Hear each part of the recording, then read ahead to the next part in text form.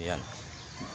Good morning mga idol. Magandang umaga sa inyong lahat, no. Ito ipapakita ko sa inyo yung mga ginagawa dito ng DPWH dito sa mating gilid ng Malabo, no.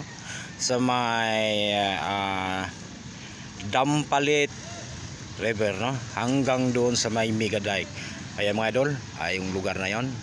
Yun ang pinaka ayan. Malayo na pala, hindi ko na kayang abutin.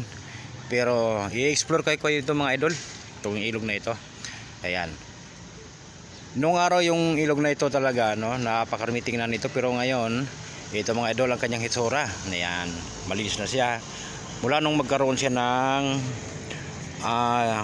gate, no, gate. Tawag nito. Yan, mayroon dong control sa yung pinaka control sa tubig.